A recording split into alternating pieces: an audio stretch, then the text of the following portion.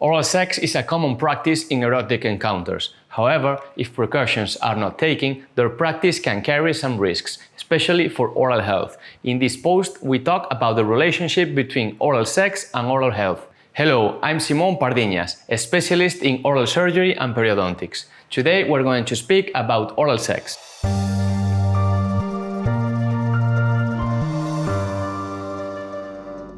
About 90% of sexually active adults claim to have had oral sex at least once. In addition, a third of teenagers between 15 and 17 years old also claim to have practiced it. This is proof of how common it is to have oral sex, and therefore how important it is to be correctly informed about its prevention and risks. Multiple infections, including sexually transmitted infections, have the mouth as a route of entry and/or spread. Anyone who is exposed to an infected sexual partner is at risk of contracting an STI in the mouth, throat, genitals, or anal area.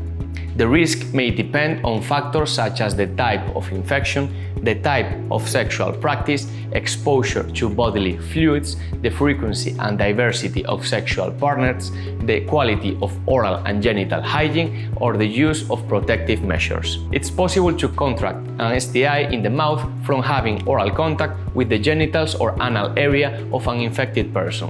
These infections can be present in several areas of the body at the same time. There are not many studies that evaluate the risk of contracting an STI through the different routes of sex, with the exception of HIV. In addition, it's difficult to compare them since most of the people who have oral sex also do it vaginally or anally. Regarding HIV, the scientific literature has verified that the risk of contracting an HIV infection is lower while having oral sex, both practicing and receiving it, than with anal or vaginal sex. But this may be different for other infections that have not been as well studied. If we talk about sexually transmitted diseases or STDs, this contact with body fluids becomes even more important. In many cases, the presence of wounds or ulcers in the mouth causes the fluids from the genitals of the sexual partner to come into contact with the body, developing a localized infection. This contact can also occur the other way around, that from a person's mouth is transmitted to the partner's genitalia. There are multiple signs and symptoms of an active STD that can manifest on the tongue, lips, palate, throat, such as sores or ulcers, blisters, redness of the oral mucosa, inflammation of the lymph nodes, pain and inflammation of the mouth, pain and inflammation of the throat with difficulty swallowing, fever, loss of appetite, secretion of pus, appearance of red or white spots, etc. However, in many cases there are no obvious symptoms that show the presence of a disease. That is why it is important to take the necessary preventive measures and know the state of oral and general health, both ourselves and our partners. To know our state of health, it's advisable to carry out STD tests and periodic checkups at the dentist, since in many cases it's possible to detect these types of injuries and other potentially malignant ones in an early stage. The most common STDs that can affect and be transmitted through the mouth include herpes, human papillomavirus, chlamydia, syphilis, and gonorrhea. Herpes, known colloquially as cold sore, is a viral infection that affects a high percentage of the population. It's extremely contagious by close contact and can be transmitted through oral sex. Herpes virus 2 is more related to genital lesions and herpes virus 1 to mouth lesions. Herpes produces small, fluid-filled blisters on the lips, gums, and palate. Symptoms may include fever that usually lasts several days and blisters that may take up to 3 weeks to fully heal. Once an episode of herpes infection has occurred, the virus remains inactive in the nerve cells and can arise as another cold sore in the same place as before. Treatment is usually symptomatic, with protective and anesthetic gels, although if detected at an early stage, can be treated with antiviral drugs. The most common cause of infection, mononucleosis, is produced by the Epstein-Barr virus, which is from the herpes virus family. The most common route of transmission is through saliva. It's estimated that more than 90% of the world's adult population has been infected by this virus and has developed antibodies, and it occurs mainly in childhood and adolescence. In children, there are usually no symptoms, but in teenagers and adults, it can cause fever, sore throat, pharyngitis, lymph node involvement, headache, etc. The incubation period is long, from 1 to 2 months, and the symptoms usually reach their greatest intensity after the first week. No specific treatment is usually required, except symptomatic to manage pain. It usually evolves favorably and generates few complications. Cytomegalovirus is the most common cause of congenital viral infection in humans and can also cause infectious mononucleosis. It can be transmitted through bodily fluids, such as saliva, semen, vaginal secretions, or breast milk. Primary infection usually occurs in adolescence, in connection with sexual transmission. After the primary infection, which usually occurs without symptoms, the virus remains in the body in a latent form and can be reactivated in cases of patients with low defenses or immunosuppressed. If it causes symptoms in the mouth area, it can produce ulcers that can last several weeks and usually appear on the palate, although they can appear in any mucous area of the mouth and throat. Salivary glands, such as the parotid glands, can also be affected, and it can also produce gum problems such as gingivitis and periodontitis. Treatment usually requires administration of antiviral drugs such as ganciclovir or valganciclovir for a couple of weeks. It's one of the most common sexual diseases. In the United States, 14 million new cases are diagnosed each year.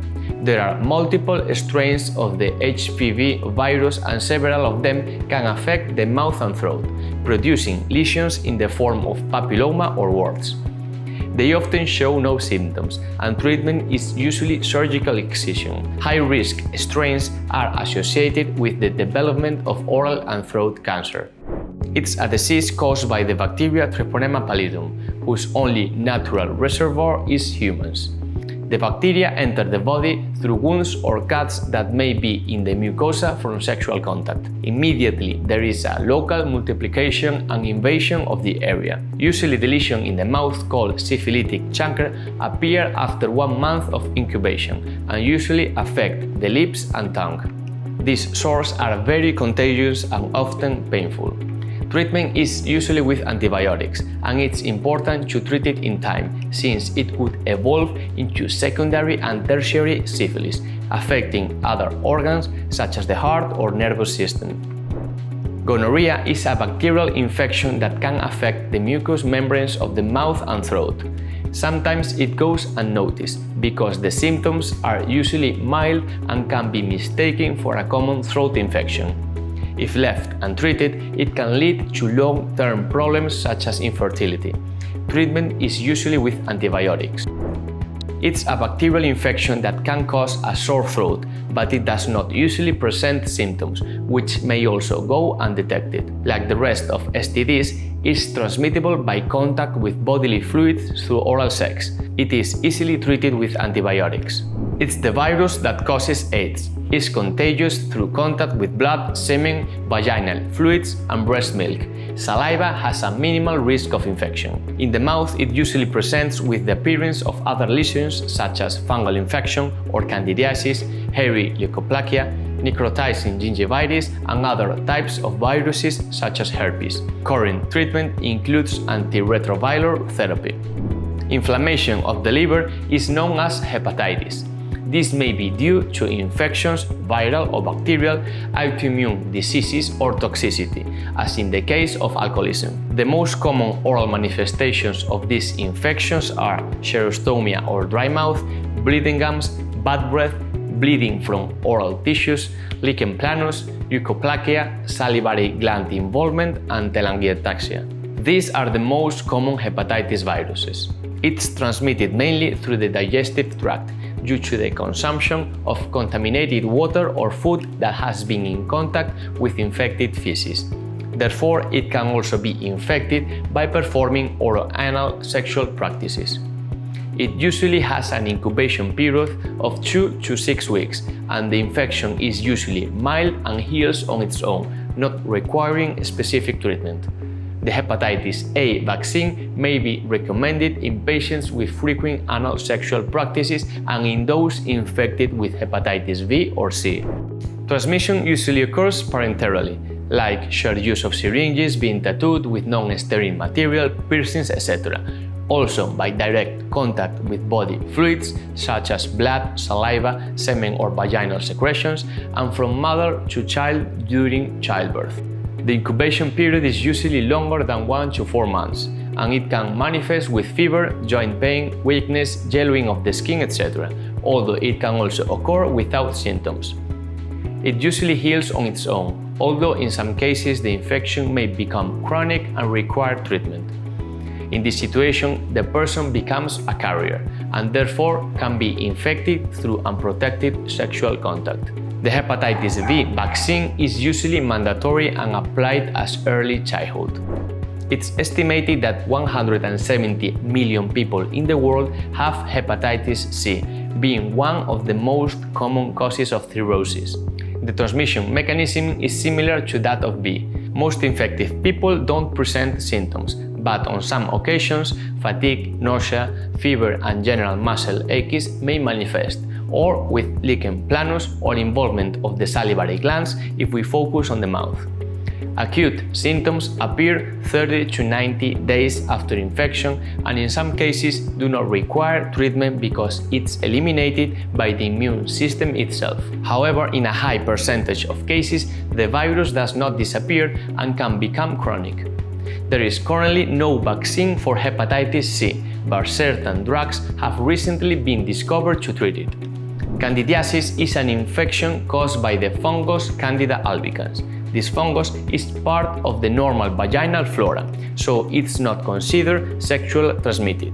But in the face of certain imbalances, such as an increased acidity of the vaginal discharge, taking antibiotics, pregnancy, etc., it can cause an excessive growth of Candida and symptoms develop. On the other hand, in men, this fungus does not exist under normal conditions, so sexual transmission is the most frequent reason for its appearance. The most frequent symptoms are usually itching, redness, irritation, whitish vaginal discharge and discomfort when urinating. Also inflammation of the gland with whitish areas. And in the case of appearing in the mouth, the appearance of a whitish layer on the mucous membranes that usually comes off when scraping. Treatment usually requires the administration of antifungal medication either systemically or by rinsing, depending on the severity of the case and the affected area. As we have already seen, the treatment will depend on the type of disease and its severity. In the case of the treatment of herpes, it will be symptomatic, with antiseptic and anesthetic rinses to reduce the pain of the ulcers. The use of antiviral medications can be helpful if they are applied when the first symptoms appear. In cases of bacterial diseases such as syphilis or gonorrhea, the treatment will be with antibiotics. Although oral sex has its contraindications, a series of benefits beyond pleasure are also attributed to it. Therefore, it can be a positive practice if the relevant precautionary measures are taken. Different studies suggest that certain semen components, such as HLA, which is the human leukocyte antigen, may be a protective factor during pregnancy, reducing the risk of preeclampsia, a complication that can cause fetal loss. HLA are molecules that are located on the surface of most cells that are responsible for the immune response and allow us to defend ourselves against foreign agents. Exposure to paternal antigens in seminal fluid, both vaginally and orally, can favor maternal tolerance to the fetus, protecting it from rejection. The hormones secreted during the practice of oral sex favor the relaxation of the body. In addition, semen contains numerous components such as serotonin, oxytocin, cortisol, and melatonin, which are highly involved in mood and sleep regulation. Several studies indicate that these components have an antidepressant effect and promote sleep conciliation. Sexual practices of any kind also favor physical condition, reducing the risk of cardiovascular disease. Don't forget to subscribe to our channel, and you can leave all your doubts in the comments of the videos. Thank you.